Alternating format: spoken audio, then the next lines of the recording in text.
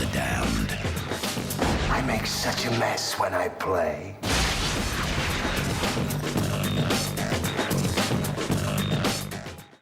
It was directed by Brian Usna, who also directed The Dentist, which was pretty good.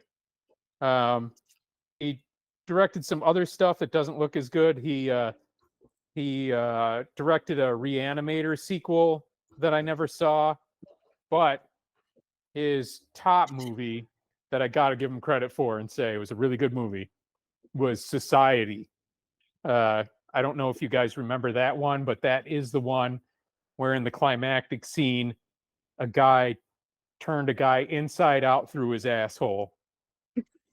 I do remember that. Reached up his asshole, wrapped his hands around his face through his eyes, and just pulled him inside out.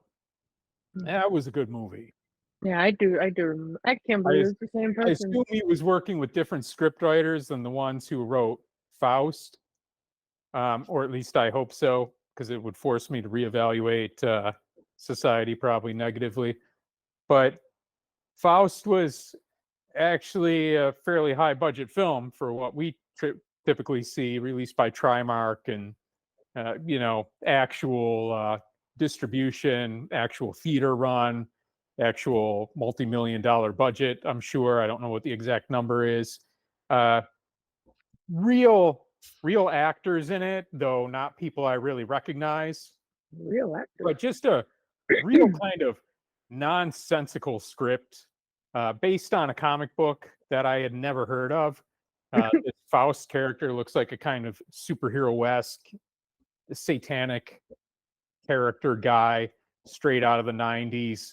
Has Wolverine claws, but only 2 claws on each hand, and has that idiotic property I always hate in the comics where it's like he can't be killed, I guess. So it kind of like takes the struggle out of everything. And it does make you wonder why there seems to be any tension in these standoffs he would have. Like he had a standoff with the cops in the subway, and he stopped advancing when they pointed their guns, even after having been shot a million times. And I have no idea why. But it was a really convoluted storyline too, and kind of difficult to follow. It starts with our protagonist in an insane asylum, and he's writing stuff and shit on the wall, and some, Wish.com Harley Quinn comes in and starts befriending him, and they start listening to metal music together, which starts jogging his memory about what he was amnesiac for. And it turns out that, you would think this was a sequel. It wasn't. But it turns out there was this whole history in which his girlfriend had gotten killed, and he had sold his soul to the devil to be able to get revenge. And that's when he became this Faust character or whatever the fuck.